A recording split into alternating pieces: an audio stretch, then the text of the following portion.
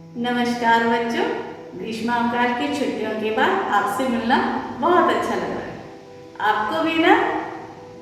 आपकी छुट्टियां कैसी बीती? अच्छी। आपने क्या क्या सीखा? कहानियां भी सुनी होंगी, दादी से, नानी से, मम्मी से भी, और आर्ट एंड क्राफ्ट किया। अच्छा, ये बताओ, आपने योगा किया या नहीं? क्योंकि स्वस्थ रहने के लिए और अभी कोरोना से बचने के लिए योगासन बहुत जरूरी है, तभी हम बच सकते हैं। घर में रहिए, सुरक्षित रहिए और सभी कार्य पूर्ण कीजिए। और दोहरान भी हमें करना है ना? तो दोहरान करने के साथ साथ पढ़ना भी है।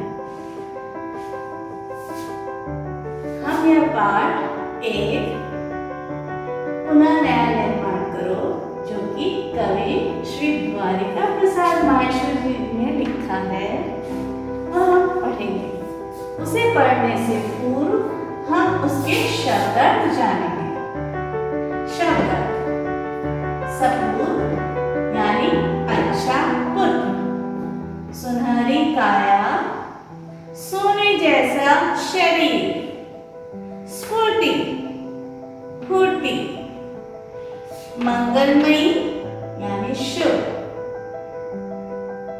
आस, उम्मीद, क्योंकि हम सबसे उम्मीद लगाते हैं, कहते हैं ना, अरे उससे तो हमें बहुत आस है, तो अच्छे अंक लेके आए। धरा, धरती, हम कहते हैं हमारी धरा हरी भरी हो।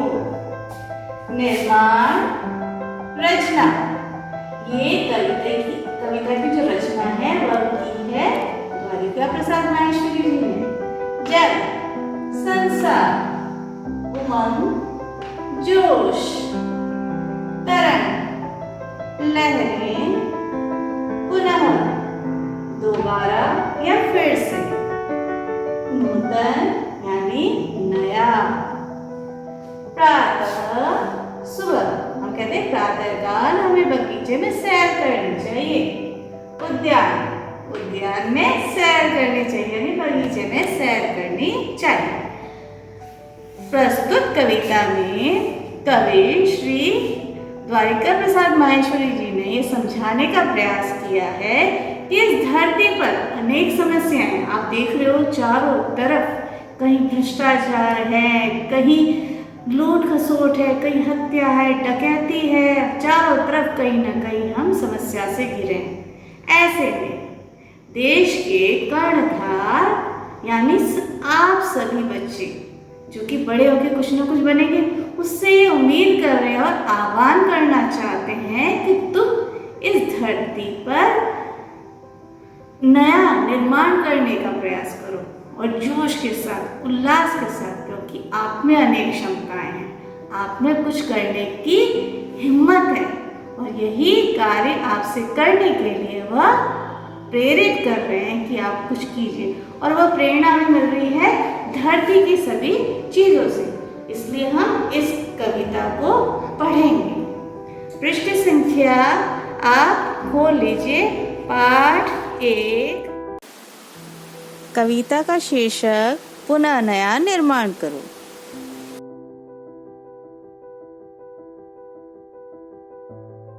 उठो धरा के अमर सपूतों, पुनः नया निर्माण करो।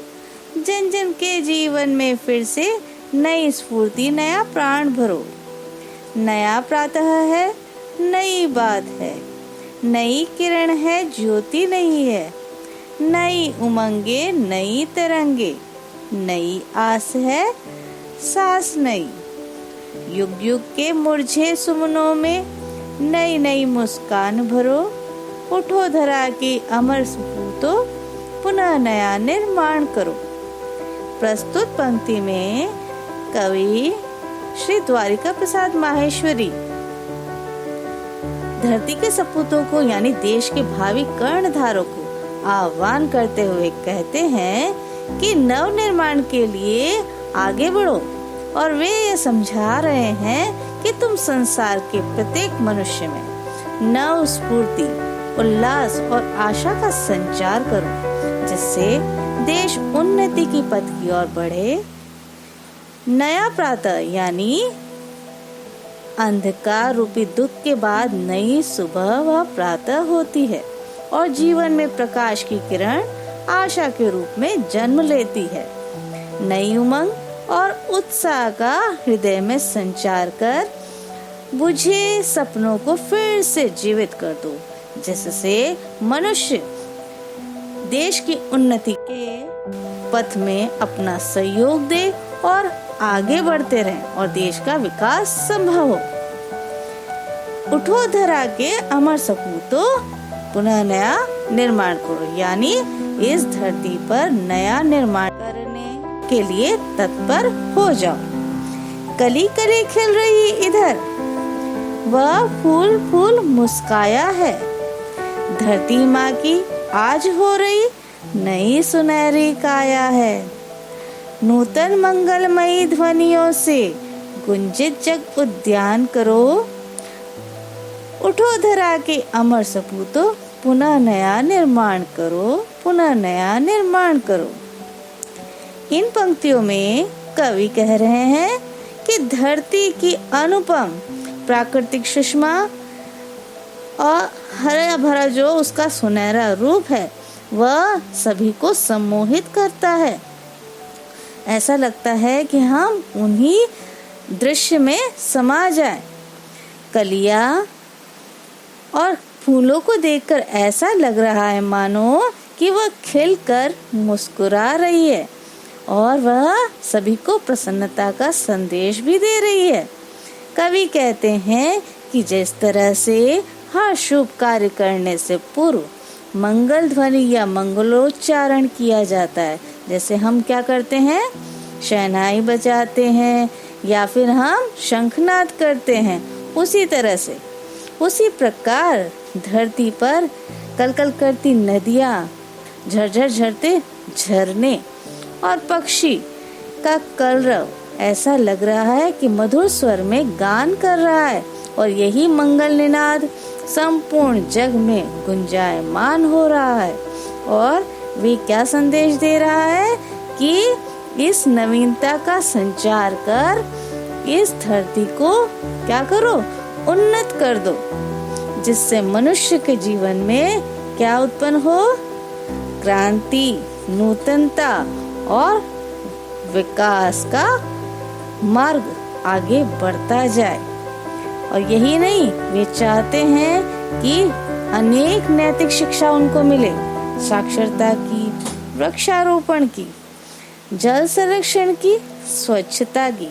यही सब क्या हम क्या कर रहे हैं आजकल, मोदी जी के जो कहने का पालन कर रहे हैं। चारों तरफ हमें क्या विकास का संदेश मिल रहा है।